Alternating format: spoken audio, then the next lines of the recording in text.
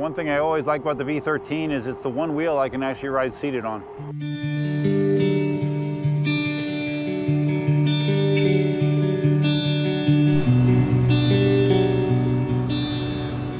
No, don't adjust your monitor, don't adjust your phone. Yeah, this is another riding video. Yeah, okay.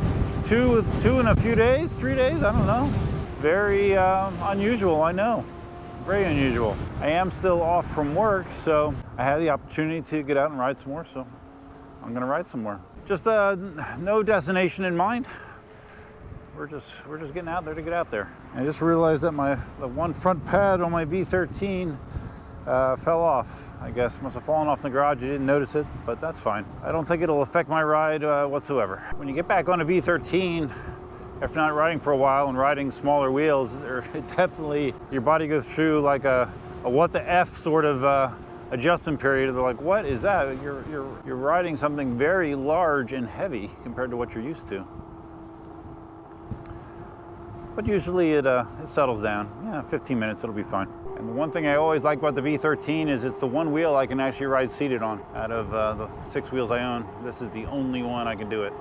Thanks to the Clark pad system. Mentioning Clark pad system, I might have something related to that to talk about shortly. So as far as news goes, the biggest news that's happened since my last ride is I got an email from Eevee's officially announcing that they are going to be ceasing operations. Aww. That was, I had heard rumors about that several weeks ago, that was in the works, unconfirmed, but evidently it's confirmed. It's too bad, man. I remember when they first broke into the scene, Bradley and Lucas, they're like a breath of fresh air. You know, I really liked their videos. I just liked the energy that they had. And then it seems to me like the beginning of the end, two things. When Lucas left the company without a really thorough explanation of exactly why, that kind of was bad. And then Bradley left the country, left Canada, moved to Costa Rica. And it was like trying to run things remotely, I guess, like Jason does. You know, Jason lives in Canada, Jason from eWheels. But yeah, I guess it didn't work out. In the email, it says that various issues were to blame, including tariffs and other, I guess, market challenges that they were dealing with. So that's too bad, man.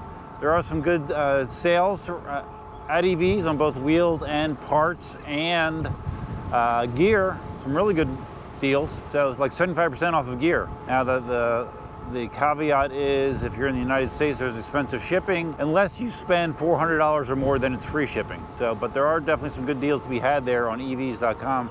I've actually bought some parts from Eevee's over the years, some small things. And I actually had an affiliate code with Eevee's, even though I don't think I've ever got anything from it. But yeah, it kind of made me a little sad to see Eevee's going out of business. I guess they were in business for 5 years. So not only is this V13 have the Clark pad system on it, it also, I've replaced both shocks or struts and, well, there's 4 struts in total. I've replaced them all on this wheel.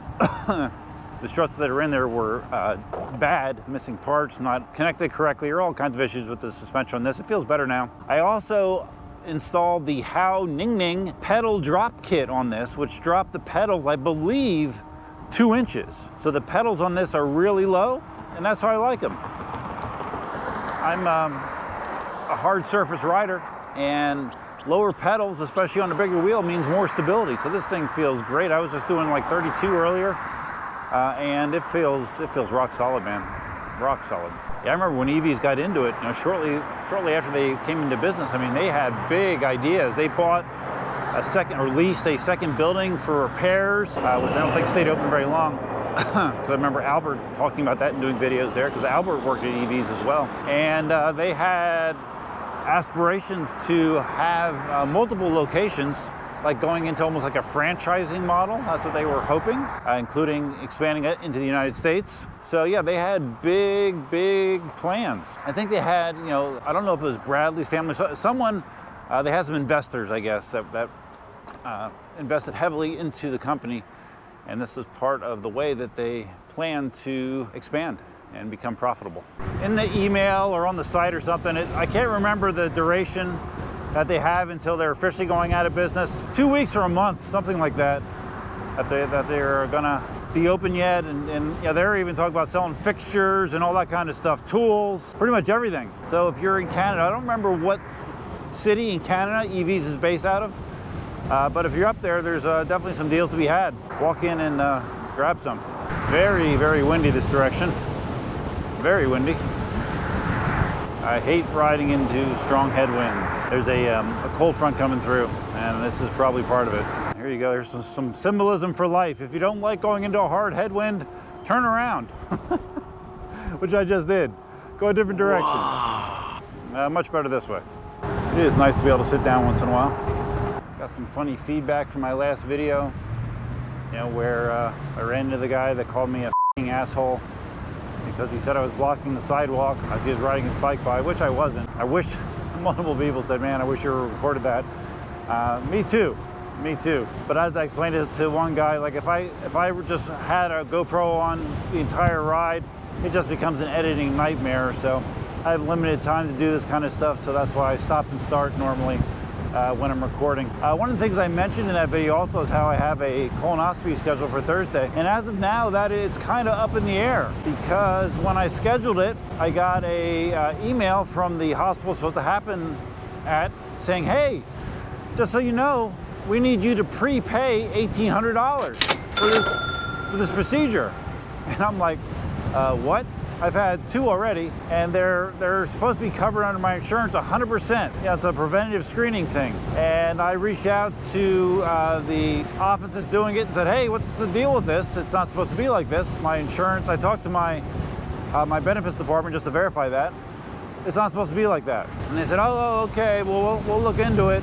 It looks like they like used a code when they submitted it that indicated it wasn't a preventative screening. And I'm like, okay, well, fix that. So I got another email from the hospital today, and I'm like, okay, good. They must have reached out and adjusted it. No, same thing. $1,800 please. So I had to call them again, and supposedly they're going to look into it some more. But bottom line is, I'm not paying $1,800 for something that's supposed to be covered 100%. So I may or may not be having a colonoscopy this Thursday. We'll see. Oh, and the best part of this, please note my sarcasm, is when I got that request to pay $1,800, I was able to view an estimate of the entire visit. Colonoscopy, the procedure takes maybe 15 minutes, something like that. They knock you out and they're in and they're out. The estimated total charge for this procedure, according to this bill, was $16,000, which is absolutely ridiculous. And unfortunately, it's indicative of why our healthcare system is as effed up as it is. I mean, it's just crazy. The costs, the for-profit motive, it breaks everything. And it's been that way forever. And everyone knows this way. No one does anything about it because the legislators that could make this change are too busy being paid off by lobbyists for insurance companies and the medical profession. It's ridiculous, man.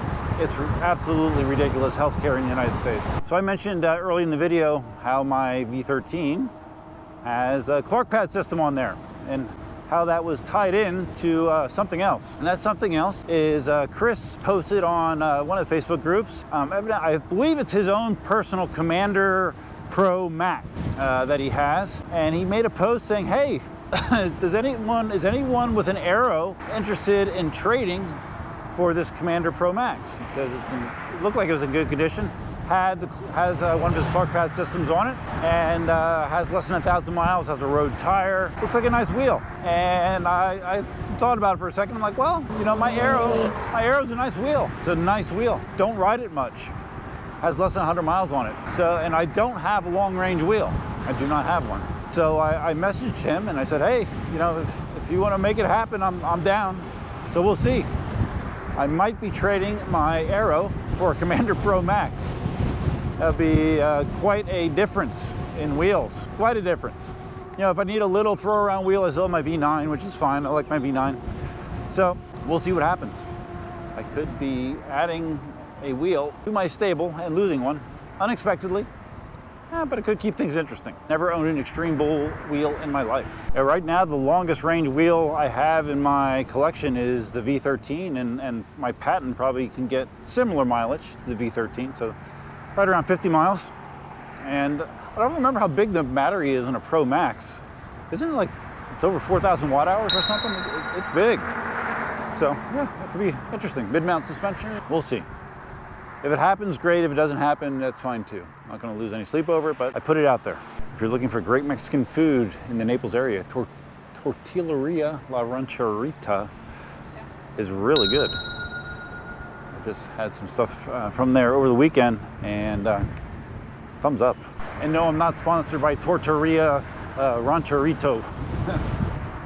Not a sponsored video. Such a difference, riding the V13 compared to the V12S. As far as stability, like I've been saying, how the V12S, when I take it above 25, doesn't feel that stable to me. It's a little better now with the Chaoyang H626 tire I have on there. Still, not that stable. The V13, on the other hand, is just it's like an anvil, man. It is stable.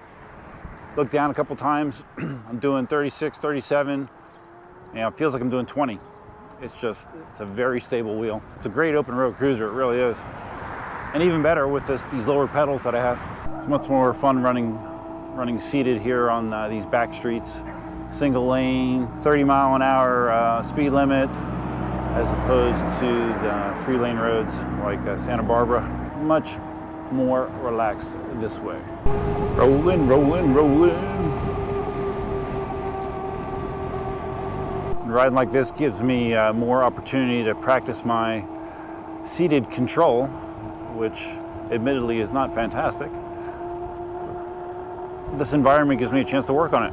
V13 really is a great wheel. I mean, if you can get a good deal on a used V13, 55 miles an hour, plenty fast enough for most mere mortals. 50 miles of range, about that. And it's just so, I don't know, it's a great little screen on it, full color screen, built like a tank. It's heavy, takes some getting used to, but really is if you're a cruiser, not a stunt guy, not a drag strip kind of guy, V13 is a great wheel. And this might be blasphemous to some ears, but to me, the V13 gives me almost everything the P6 does as far as what I need out of a wheel.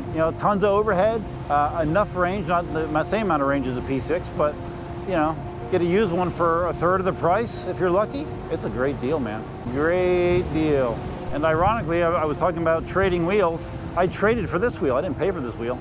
I traded my Kingsong S22 and a V10F, used V10F, for this wheel. So yeah, I've done a few barter deals over the year, and then knock on wood, I've never had a bad outcome yet.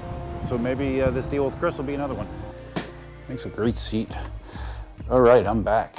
Nice little, according to the display, 16-mile ride, top speed of 38 miles an hour. Didn't feel like I was pushing speed at all. This just makes speed seem very easy. Great little ride. Once again, best of luck to the Eevees guys. Always sad to see a company come go out of business. I think they definitely brought a nice energy to the community, and I appreciate those 5 years. Good luck to Bradley and everybody else, Gabe, everyone else associated with EVs. But that's it. That's it for now. Last day of my extended vacation. If you found this video interesting, please think about giving it a big thumbs up. If this is your first time visiting the channel, please consider subscribing. If you're going to subscribe, you hit the notify bell. That's over there somewhere. Huge thanks to my channel members, 28 channel members. Last time I counted, I guess I need to count again because I still haven't counted. Channel members are right there. Very inexpensive to support the channel. You get early access to all videos, including this one, not all videos, to most videos, including this one, and a bunch of other perks and live streams, in your comments. There's all kinds of little perks you get for being a member. And yeah, feel free to leave your comments, suggestions, ideas, and thoughts below. And when you see me next, I may or may not have completed a colonoscopy. We'll find out, or I'll find out for sure. But that's all I have for now. I hope you have a great week upcoming. And until next time, Duffman out. And here's a fun fact. I don't know that it's a fact, but it's a theory. This Inmotion V13 came to me with a PEV Connection sticker on it. So this may or may not have been bought at PEV Connection up in the Clearwater area. A great small dealer run by Rob and his buddy, I'm not forgetting his buddy's name right now, but yeah, great dealer if you're in that Clearwater, Tampa, St. Pete area. PEV Connection is the place to go. So, and yes, I'm not sponsored by them either.